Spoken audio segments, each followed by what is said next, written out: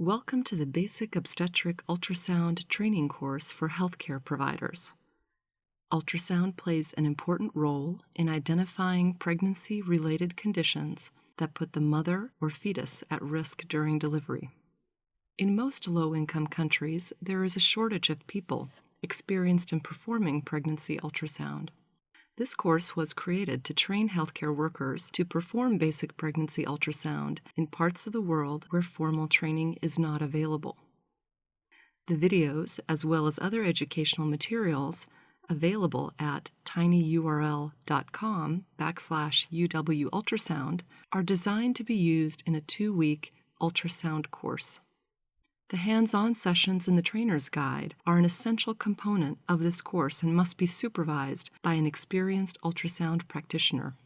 This is not a comprehensive pregnancy ultrasound course and does not result in an official certification or diploma. After you finish the course and pass the written and practical tests, we strongly recommend you have at least 40 hours of scanning experience with clinical mentoring before you undertake unsupervised scanning. My name is Dr. Christina Adams Waldorf, and I will be narrating this video in our Pregnancy Ultrasound series. This video will teach fetal and pelvic anatomy that can be seen with ultrasound in the first trimester. Please visit our website for access to all of our video and training materials. Now we will discuss some of the anatomy that becomes important in the first trimester of pregnancy. In this lesson, you will learn how to identify the gestational sac, yolk sac, fetus, and corpus luteum in the first trimester. We will also discuss the stages of fetal development during the first 13 weeks of life. The term embryology means the process of how a fetus develops. During the first 13 weeks, all of the major organs will develop, and the fetus grows very fast. The first trimester is also important for us because it is the most accurate time in pregnancy to determine the gestational age. The egg is formed in the ovary.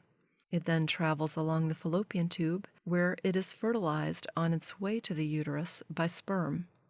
It takes several days for the egg to reach the uterus.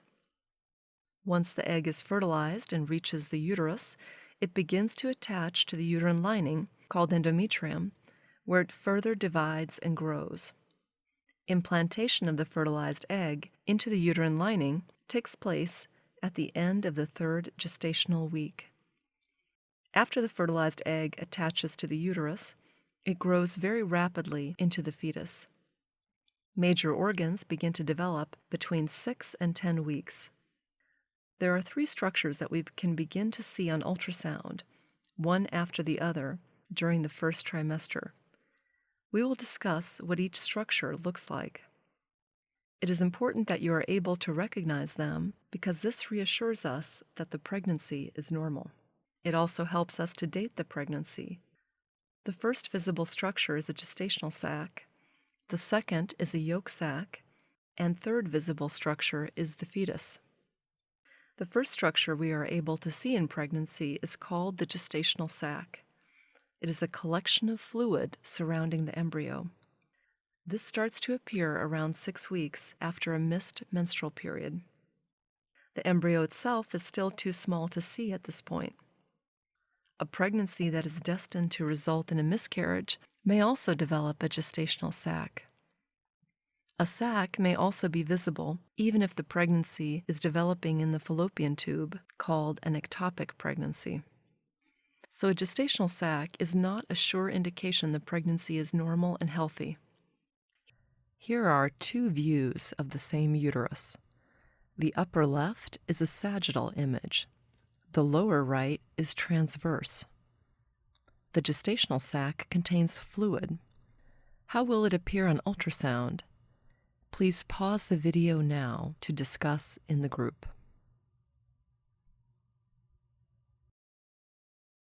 The answer is that the fluid will appear black. The gestational sac in each image is now outlined. Later, you will learn how to measure the gestational sac to determine the gestational age. The next normal structure that will appear in the first trimester pregnancy is the yolk sac. The yolk sac appears as a small round circle within the gestational sac when the sac is about 10 to 15 millimeters in size.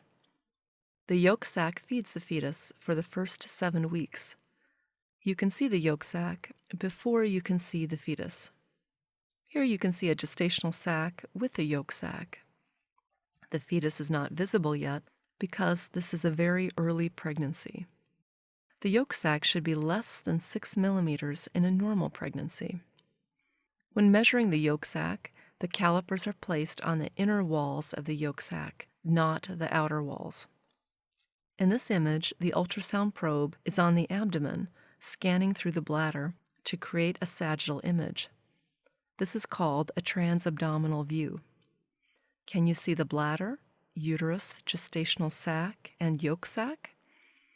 Please pause the video now to discuss within the group. These structures have been outlined and labeled to make them more obvious. Both the gestational sac and bladder contain fluid, so they appear black. After the yolk sac, the next structure you will see is the fetus. You may actually see the flicker of the fetal heart beating next to the yolk sac before you see the fetus. This occurs around 6 weeks gestational age. The image on the left is taken at 6 weeks gestation. Here you can see the gestational sac and the fetus.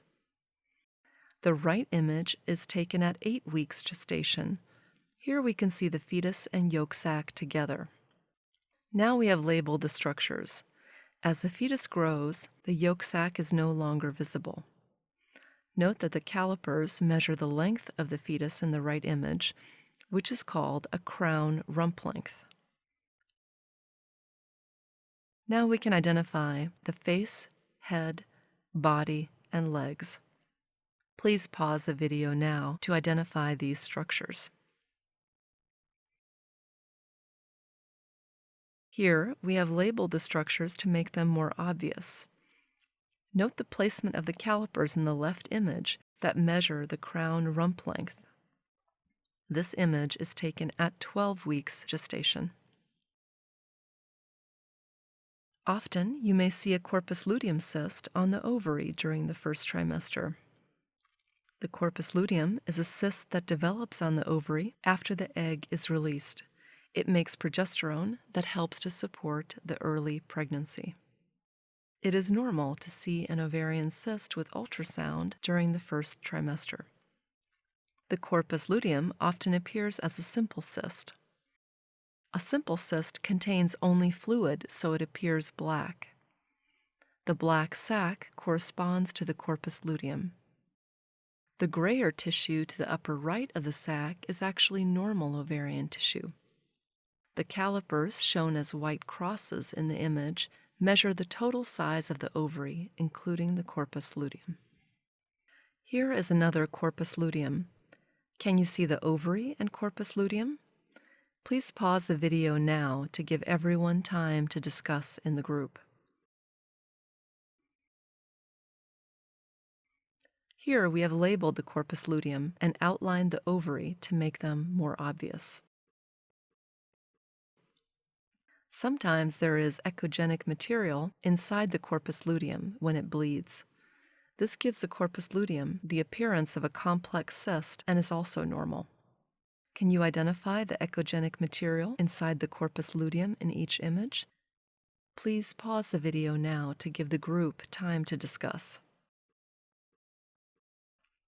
Here we have labeled the echogenic material within each cyst to make it more obvious. If the corpus luteum gets large, it may cause pain. This is common. After 10 to 12 weeks, the ovary should go back to a normal appearance with no visible corpus luteum. Progesterone is then produced by the placenta. Now let's see if you remember what we just learned. Pause the video now to give the group time to discuss the questions. The first question is, what is the first structure seen in the first trimester? The answer is a gestational sac. What is the next structure you should see? The answer is a yolk sac. What structure appears after the yolk sac? The answer is a fetus. Which cystic structure is visible in the first trimester? The answer is a corpus luteum. Where is the corpus luteum located? The answer is in the ovary. Let's review the key points. Normal structures seen in the first trimester are the gestational sac, yolk sac, and fetus, in that order. Corpus luteum cysts can be simple or complex. In the next lesson, we will learn how to measure the gestational sac or the fetus to very accurately date the fetus and determine the due date. Here are questions for review. Why is it important to have accurate dating of the pregnancy? The answer is that it helps families plan for the birth, helps healthcare workers determine the date of a C-section if necessary, and helps to measure fetal growth. How long is the first trimester? The first trimester includes a period of time in early pregnancy until the end of the 12th week. List the order of the pregnancy structures that should appear in the first trimester on ultrasound. The answer is a gestational sac, yolk sac, and then a fetus. What is the earliest week you can see a gestational sac? The answer is about 6 weeks gestational age. What does the corpus luteum do? It produces the hormone progesterone. Thank you for your attention and interest in learning pregnancy ultrasound. Please pause this video now to ask your instructor any questions about this course. We thank the following individuals who played a major role in course development: Dr. Robert Nathan, Dr. William Marks, and Nicole Goldsmith, registered sonographer. Many other individuals contributed valuable time and expertise in the instructional design and materials development, including Dr. Christina Adams Waldorf, Dr. Scott Barnhart, Dr. Michael Kawuya, Susan Kingston, and Stacy Lissett.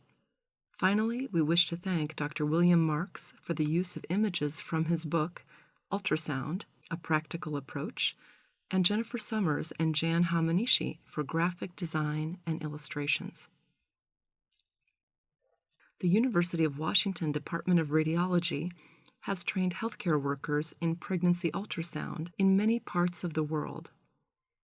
If you have questions about this video or course, please contact Dr. Robert Nathan, Dr. William Marks, or Dr. Christina Adams Waldorf.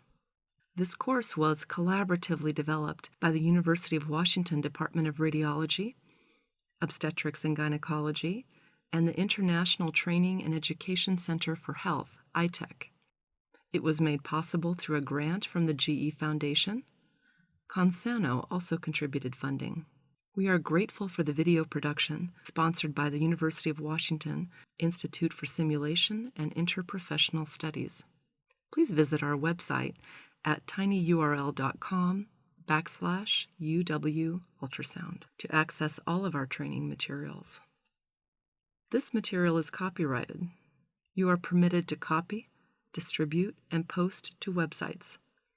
You are permitted to modify the content to adapt to specific populations and user needs on the condition that you include attribution to the University of Washington and retain any copyright notices and citations and attributions included in the original Basic Obstetric Ultrasound Training for Midwives.